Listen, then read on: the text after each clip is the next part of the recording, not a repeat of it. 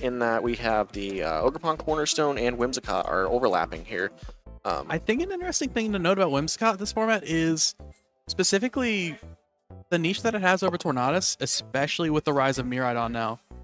Whimsicott actually resists Electro Drip, which is kind of big. Yep. Because if you don't resist an electric move in front of Miraidon, bye-bye.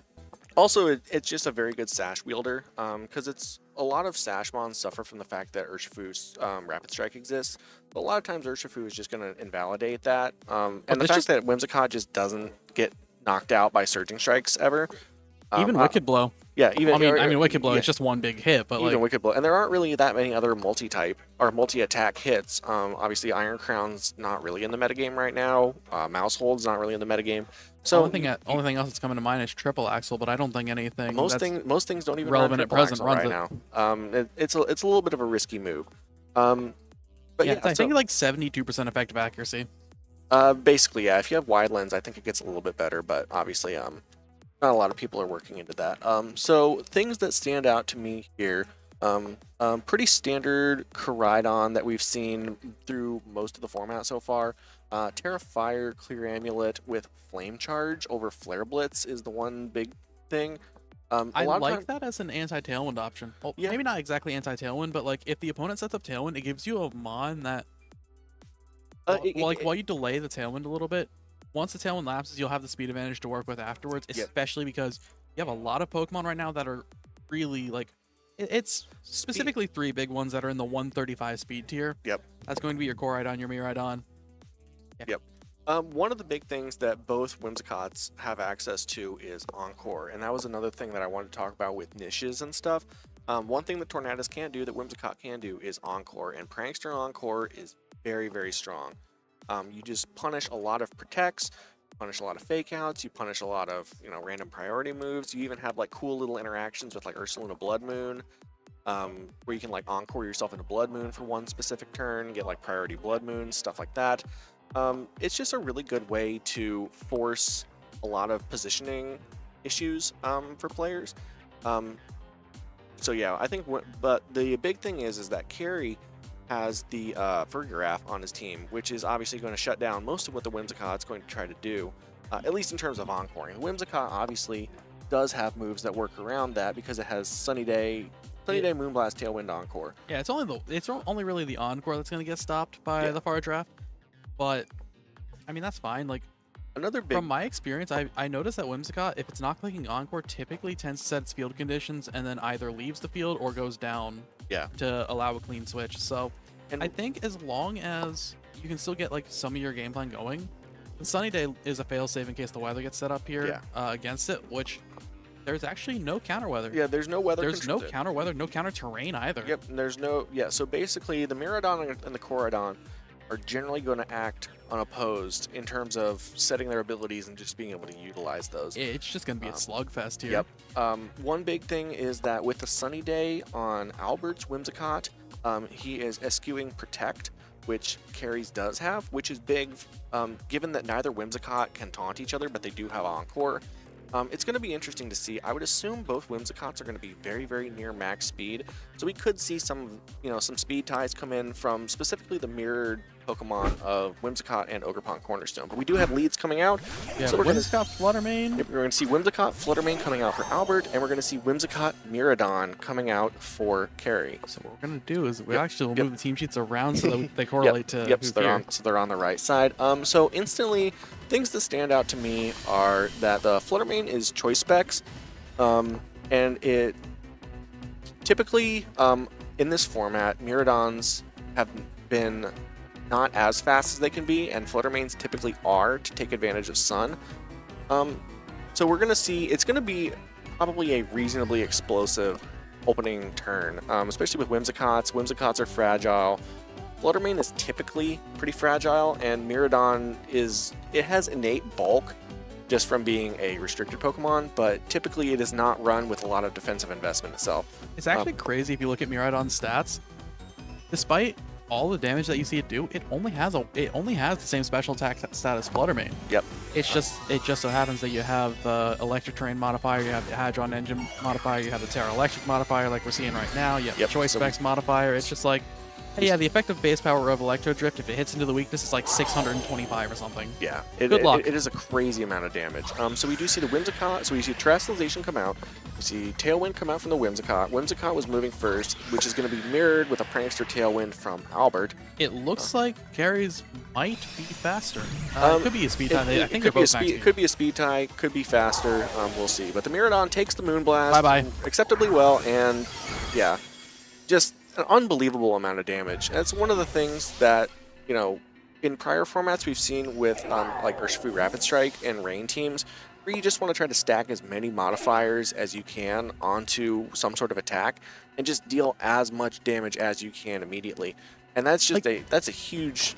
And the crazy thing about this too, we were talking about it before the rounds even started. That's a Volt Switch. Yeah, that's your utility move. Just one shot a Flutter Mane. Exactly. That's just crazy. So obviously, Carrie is going to be down Terrestrialization for now. But at the the expense of. I mean, are you really complaining about that when you have the one shot button with it? Yeah, it took out a big threat. So. Now we see the Koraidon come out. Koraidon's going to set Sun one turn later. So the Koraidon is a threat in its own right, and it's going to be able to deal a lot of damage. That being said, Ogerpon Cornerstone does have the Sturdy ability. It will live one attack so long as it doesn't Terrasilize. Yep. And it can't Terrasilize at this point, so that's big. So we see a Protect come out from the Koraidon. So we see the Encore come out. So far, I think we have our confirmation that Carrie's Whimsicott's faster. That, or he's just blessed by just being able to win all the speed ties, because now the Koraidon is in an unwanted position as well, because now it just protected, and now it is susceptible to being encored as well. Oh yeah, I think this turn is heavily in Carrie's favor, because like worst comes to worst, that was a 1 in 4 to win both speed ties there. Yep. Which, I mean, that's fine if it happens. The first speed tie ultimately didn't matter a whole lot, but it is the second one. Yeah, the second one, that right there is what can be a game breaker. I can tell you with certainty they encored each other.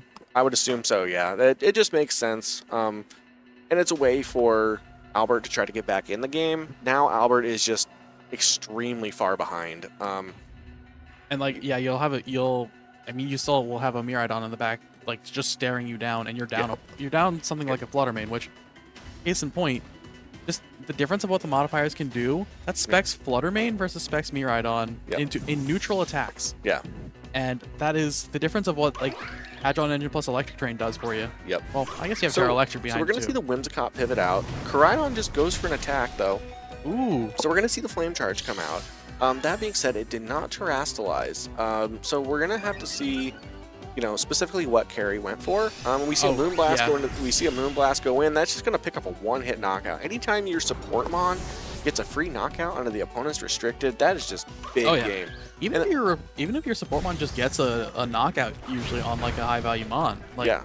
And then being able to just take out the whole thing, and then obviously the Ivy Cudgel goes down into the enemy Ogerpon, and yeah, Carrie's just going to be cruising through the rest of this game, especially with Protect on his, with Protect on the Whimsicott. I agree with Albert's perspective of going for that play though, because you're going to get encored. Yeah. And like he's kind of in a position where he couldn't really win. Like there weren't a whole lot of wins available for him. Because if you Terra Fire, and then then you just get chunked by the Ivy Cudgel. Yeah, then you just take the Ivy Cudgel to the face anyway. So basically might KO you. Yeah, and then if you switch the or worst case scenario, if you Terra Fire, you don't resist Miraidon anymore. Exactly, and then if you switch out the if you were to switch out the Koraidon into the Ogerpon takes a double, and your Whimsicott's still stuck, clicking Tailwind for the rest of the game. So we do see an attack come out, instant switch in. Ivy Cudgel come out, so Tailwinds are going to end here. The big thing is that the Whimsicott might be in Fake Out range, it might not, I don't know for sure. But the Ogerpon is basically stuck at Albert's Ogerpon is stuck at -1 for the rest of the game. So barring a bunch of crits, which obviously Ivy Cudgel is a really fun and interactive move, Carrie's just... It's actually really funny. That move only has like a 1 in 8 chance to crit, but it feels like it's a 1 in 2. It's always the worst possible time. It's always just... whenever you just can't afford for it to happen, it happens. But 12.5% of the time, it works all the time. Exactly. So at this point, Carrie's pretty far ahead. However, we are going to see a Terrastalization come out from one of Albert's Pokemon. I want to say it would be the Ogerpon here. In Albert's situation, in order to try to salvage this game, I think you want to try to get. I think his Whimsicott's still on the field. Yeah, the Whimsicott's still on the field. You want to get the Tailwind advantage set back up, and you basically want to try to force damage that they don't have. Yeah. Or you want to force the damage with the speed advantage that they don't have. Yeah. So you can try to get, like in this case, Sustain back. Okay, so does not actually pick up the Ogerpon there. We see Hornleech come out into Carrie's Ogerpon. That's not going to pick up. So we see an Ivy Cudgel come out. A little bit of healing for Albert's Ogerpon, but critical hit for the troubles too. Yeah, critical hit for the trouble. See, Ivy Cudgel, super fun. And then we see the Incineroar go for the Flare Blitz. This is going to deal a little bit of damage. It's in the sun. That's actually a lot. That's +1 defense. Yeah, that's a lot more damage than I would have thought. That being said, ultimately, wasn't really going to make that much of a difference. The important thing now is that the Miraidon can just come in after this. Like, yeah, it's basically game over at this point because like whatever one you KO, the Ogerpon, the other one picks up anyway. Yeah, and if not, then Miraidon comes in the back, and then it's like what, the 135 speed tier. 1v4 is just not quite. Not quite feasible for Albert's Ogerpon, but it is going to take one knockout for its troubles, and we're going to see the Instant respond back with a knockoff. Oh! All right. Oh, let's go back to what I was saying. This is just...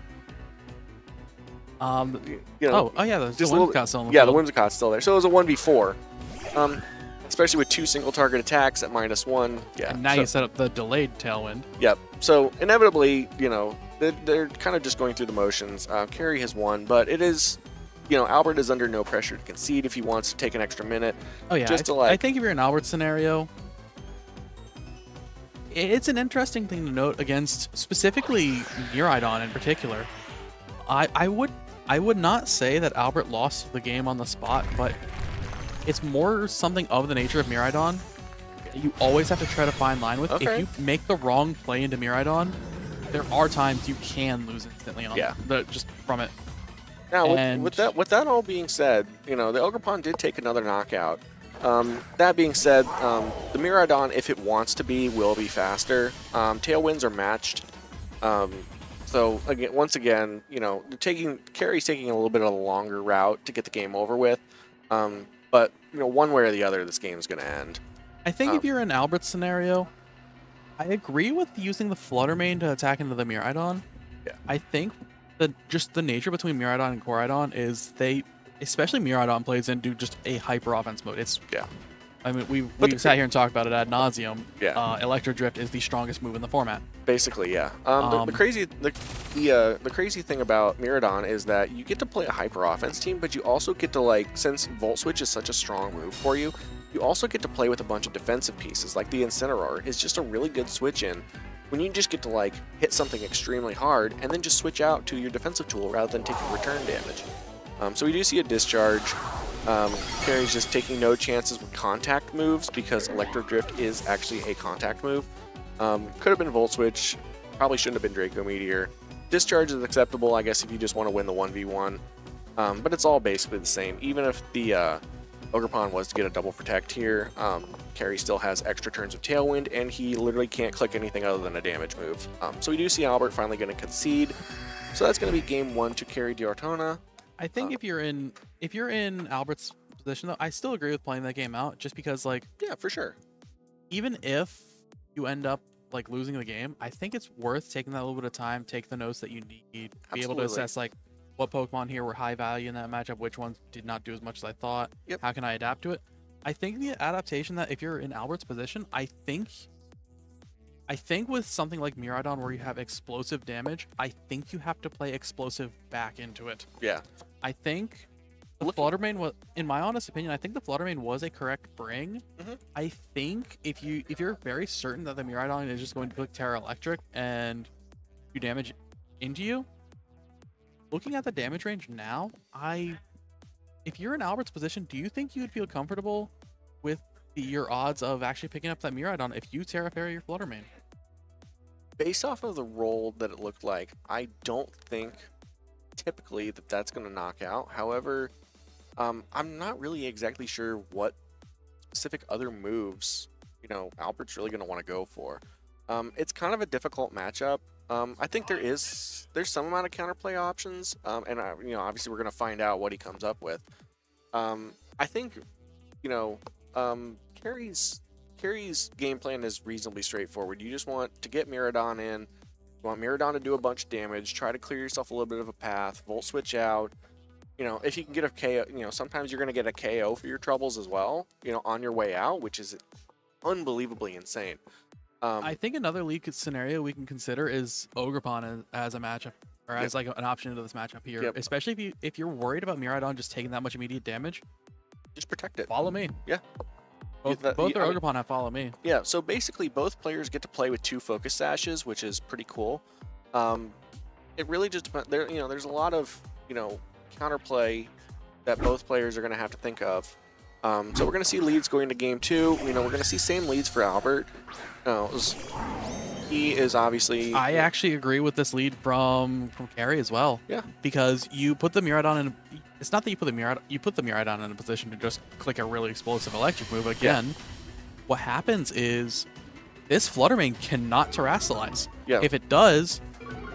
Like it's at risk of getting faked out, and then it's again, a catch-22 where it's just like if the Fluttermane terrasilize it can. You have actually a very safe fake out here because if you miss, if it doesn't terrasilize, oh no, it is still going down anyway. Yeah, so be it. And like the worst thing that could happen at that point is like Whimsicott Moonblast special attack drops to Miraidon, but like it's probably clicking Volt Switch anyway. Yeah, so yeah, basically, you know, you're not going to be under that much threat anyway. Miraidon is also such a high speed tier that if it wants to be, it can also outspeed the Whimsicott guaranteed. Typically, that is what we've seen so far. So we're going to see a terrasalization come out. I assume this is probably just going to be the Miraidon. Yep. Oh yeah. So it looks like I'm assuming it's just Volt Switch into the Fluttermane again. Yeah. That second verse same as the first. That's what makes the most sense to me as well. We are gonna see a terrasalization. We're seeing the fake out. It could be a terrasalization of Ghost for the Whimsicott. Yeah, because the Whimsicott's gonna be slower than the Fluttermane, so it would go last in terms of terrasalization. So you know, dodging fake out is big. I actually agree with that play. Yeah. Yeah. So we're gonna see the fake out go into. It didn't matter. It didn't ultimately matter which slot, but it also shows that. Okay, so the Fluttermane is going to be faster than the Miraidon. Miraidon's going to Volt Switch out. This just took a knockout last time. I would assume it'll take a knockout this time, and it does. Fluttermane just gets Volt Switched on. Oh yeah, if Incineroar, who is generally bulkier than Fluttermane, I would say Fluttermane has the higher special defense stat, but much worse HP. Yeah. Incineroar kind of has like a solid special defense stat and good HP. Yeah. If it one-shots an Incin, it one-shots a Fluttermane. Yeah, non-Assault Vest Incin is always threatened to get knocked out. Carries is Assault Vest, so that's a big thing for it. So we do see the double come into the Whimsicott. We do get the special attack drop. Ultimately, you know, it is what it is. The Whimsicott does deal reasonable damage. We did see it, you know, knock out the Koraidon last game. This is an interesting scenario now, though, because if you're in Albert's position, you've seen your Whimsicott lose 2 speed ties. Or, in this case, you might just know that it's faster. Both of them should be probably operating under the assumption that it's a speed tie. The person that stands the game the most, that stands to hold the most information would be Albert, because he has lost the speed ties. So he knows that if he's if they're speed tied and he's lost both speed ties, he knows he's just kind of unlucky at this point. Because if you're max speed and you're losing speed ties, there's only one other outcome that could possibly be. Okay, so we're going to see the Incineroar switch out, and the Ogerpon's going to come in. We're going to see some Tailwind. This might be a Moonblast coming. Oh, might actually. This should probably. I would say this should probably. This is a speed tie. Yeah, so it is going to be a speed tie. Not entirely a surprise, but good to have confirmation. And then Ivy Cudgel into the Whimsicott made the most sense, because one of the ways that Albert could get back into the game is if all of a sudden Albert gets speed control. So if Carrie goes for a cheeky Encore and Encores Whimsicott into Tailwind as his own Whimsicott feints, then all of a sudden he just doesn't have speed control, and all of a sudden the Miraidon is going to get hammered. If you're in Carrie's position now, I actually like the idea of clicking Discharge here. Yeah, that is a viable outcome. It's in a basically Albert has double sash here. So he, despite being, relatively squishy, he does have a reasonable defensive board state here. So we're going to see yeah, this works too. Yep. So we're going to see a Volt Switch come out. It's going to knock the Whimsicott down to its sash. The Whimsicott didn't resist, so that makes sense. It probably would have knocked it to sash regardless. I actually don't think it does. I know it can survive Electro Drift. I don't know about Terra Electric, though. Yeah, that's once you start stacking so many multipliers up. But we do see that the Incineroar is going to be coming in and is going to be exposed now. So, you know, we're going to see what Albert's response back is. Whimsicott's going to Moonblast. Okay, so Incineroar takes that very, very well thanks to the Assault Vest. We see an Ivy Cudgel come down to the Ogerpon. You know, very, very good damage. Ogerpons typically don't run a lot of bulk. And we see an Ivy Cudgel into that slot, not scoring a critical but hit. it doesn't pick up. It does not pick up. However, that is a lot of damage still. Oh, yeah, that's. I think that is just Moonblast range. Yeah, and that you will, can't pick out the Whimsicott. Yep, that will be Moonblast range. However, I do believe both Ogerpons do have Follow Me, so that does complicate things a little bit. So we're going to see a Spiky Shield come out. Whimsicott, obviously, for Albert, does not have Protect, so it is going to have to do something. Might just be goodbye Ensign. Ensign might have knocked itself out on Spiky Shield here. Yep, and the Incineroar is going to knock itself out. So that is a free switch in back into the Miraidon. However, we've seen Fake Out claim a KO in 2 different ways today. Yeah, crazy. And we do see a Moonblast come out. That's that's going to be perfectly acceptable damage. The more important part there is that it actually breaks Sturdy. Yep. Because what this means now is Albert has Koraidon in the back. I don't think we're in disagreement about this at all. I would definitely assume that they have that. So it's going to be Miraidon coming back in. We're also almost out of terrain. What this means now is, as long as you can live, basically force the Miraidon to lock into either of Draco Meteor, where it will weaken itself, or into the electric move, which Koraidon will live one of. Yeah. So looks like we're gonna see Draco Meteor come out into. Well, all right. I mean, we'll wait and see what they select. If you're in Carrie's position, I agree that this is gonna be one of those where you just kind of have to like. This is basically just getting into 50-50 territory. It's gonna be extremely complex as to how each player wants to handle this. So it looks like we're gonna see a Follow Me come out from Albert. I think this play actually works out for Albert in this scenario because interesting collision. And the Koraidon's faster. Okay, so that could mean that it is once again, since they both have very similar stat blocks, it is possible that this could be a speed tie, or it could be that the Koraidon is just trained to be faster. I think this just is a game 3 now. Yeah. I do believe that I don't think the Ogerpon's just going to have enough damage. Basically, Albert is just going, he can't Terrasilize anyway. But Tailwinds were set at the same time. Yeah, Tailwinds reset at the same time. Electricity disappears, so we've already seen that the Koraidon is going to be able there's no way you can one-shot a Koraidon. Yeah, even a Koraidon with no bulk is going to take this very, very well. And it is also faster, so, Collision Course is going to come in, Ogerpon's going to get, knocked out, and we're going to get to a game 3. So, very interesting counterplay from Albert. Burning his Terrasalization early. Carrie went for a very risky play in faking out the Flutter Mane, but it looked like Albert so far has shown that he's comfortable trading the Flutter Mane for a good amount of damage into the Miraidon. Oh yeah, it's such a scary prospect going up into Miraidon though, because it's just so much damage. Like you've seen multiple times now, like on this, you've seen it in Indy. You probably have heard people talking about it. Like there was a screen cap that was from Indy, where it's just like you just see someone looking wide-eyed at the screen, just the damage that Miraidon does. Like even if, even in this game where Carrie was feeling behind, it was just like, hey, yeah, this Miraidon, if it just gets one play right, yeah, you lose something. You just get so far ahead, and again, with the power of Volt Switch, just the fact that it doesn't have to take any extra damage. Like if that wasn't Volt Switch in game 2. The Miraidon just gets knocked out because it got doubled in that slot. But the fact that it was able to Volt Switch out is just absolutely huge. I agree. So I would actually wager to say that Miraidon's best move right now in the format isn't even Electro Drift. It's probably Volt Switch. Oh, yeah. Like, you have Draco Meteor to cover, just to be fair. Like, it's crazy when your support move one-shots something. Yeah, exactly. But that's the thing, it was like stacking all those multipliers up. Miraidon was basically like in day 1 of the format was something that a lot of people were exploring just because it dealt a ton of damage. If you've ever seen like the Chi-Yu memes of, Chi-Yu in Sun with Helping Hand overheat versus, a Frostmoth or something. And like, it deals like, 1 more billion damage. Like that's basically what Miraidon is going for, except it executes a lot easier by itself.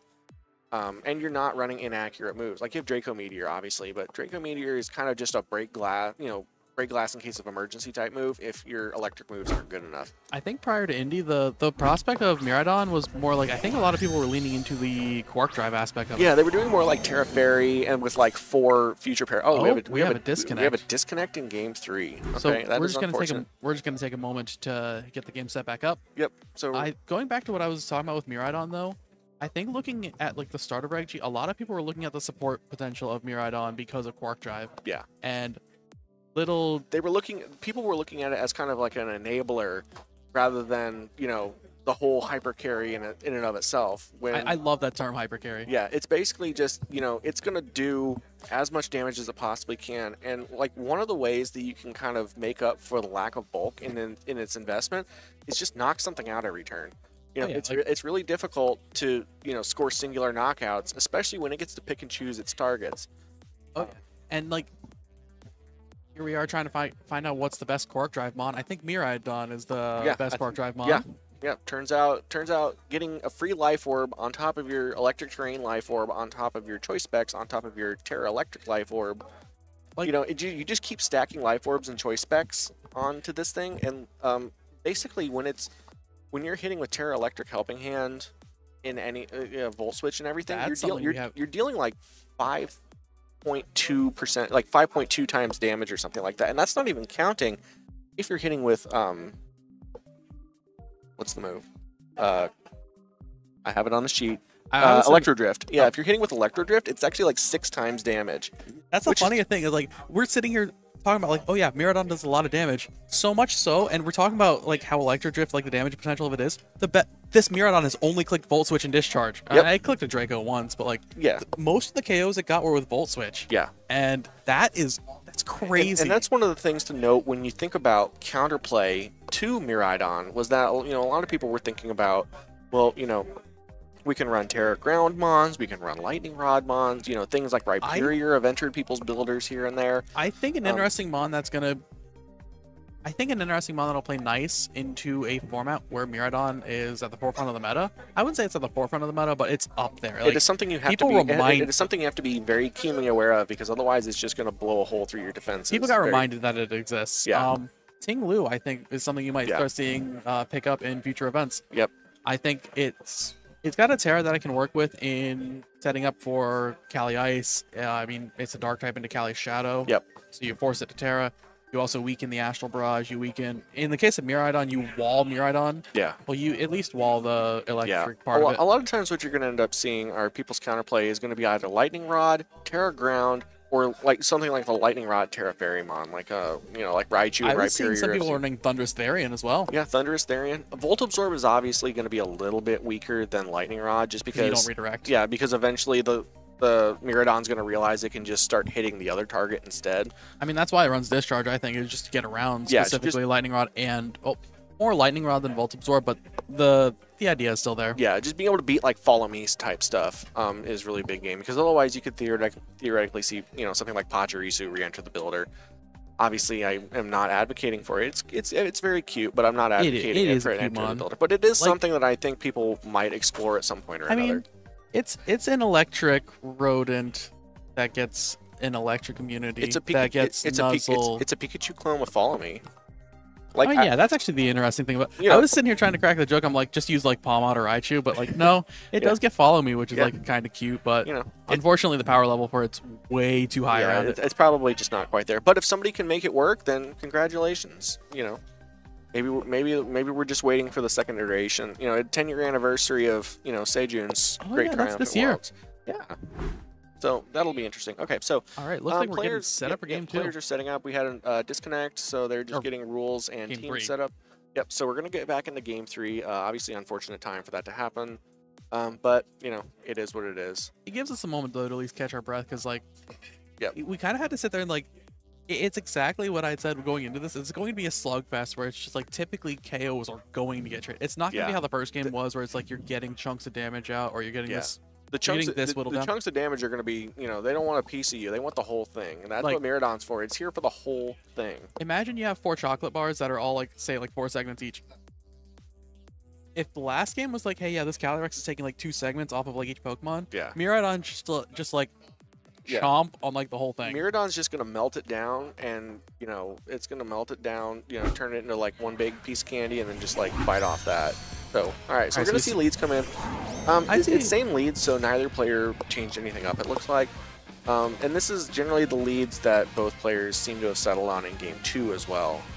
If you're in Albert's position, how comfortable do you feel here going for the Terra Fairy in comparison to how they were last game? So Albert got the read right. Okay, so we're currently there we go. We're getting a little bit of a switch processing delay, but we're back into game now.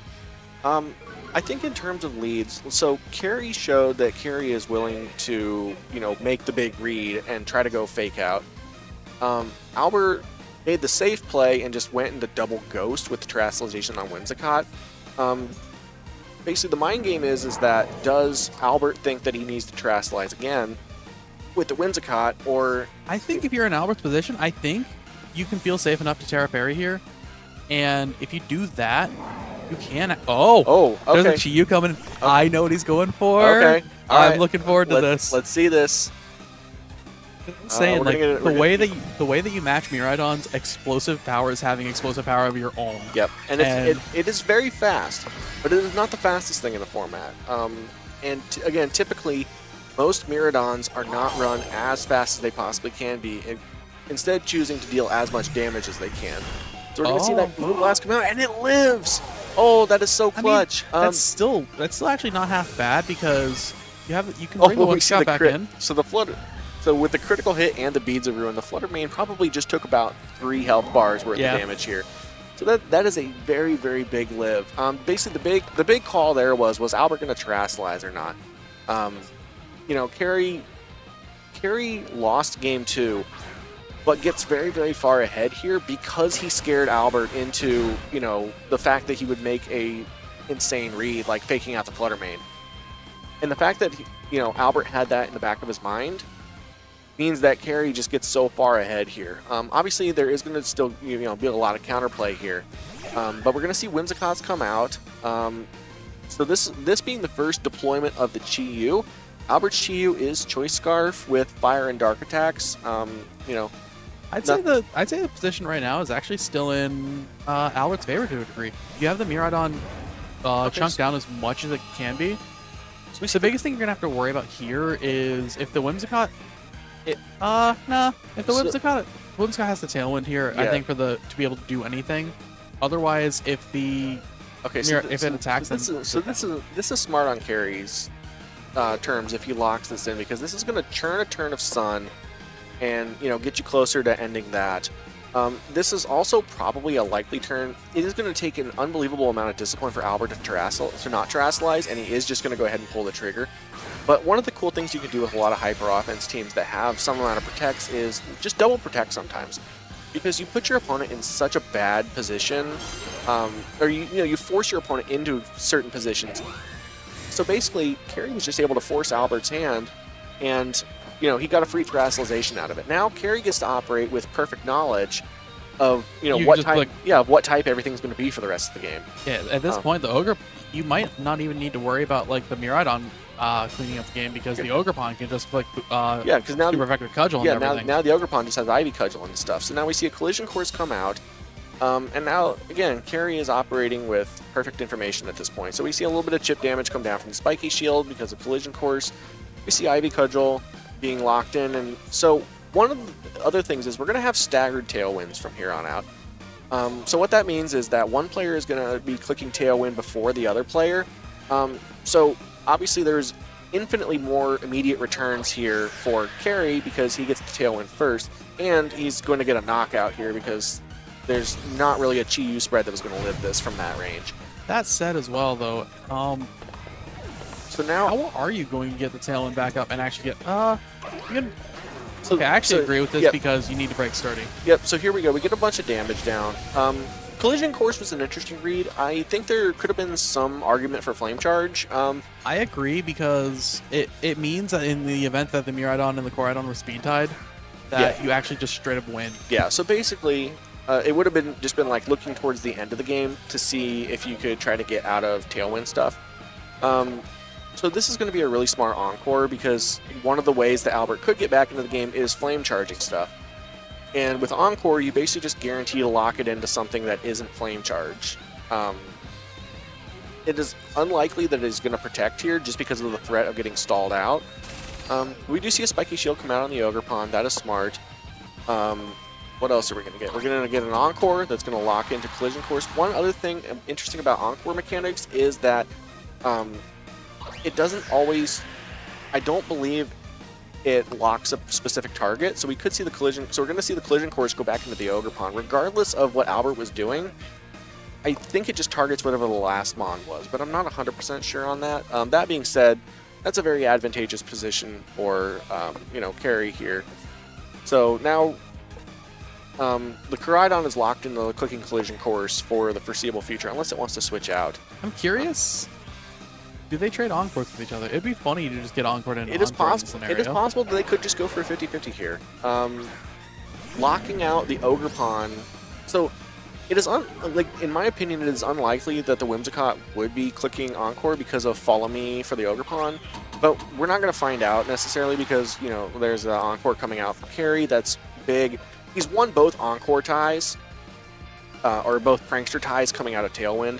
So that's a big thing. The Ensign is switching into its own demise.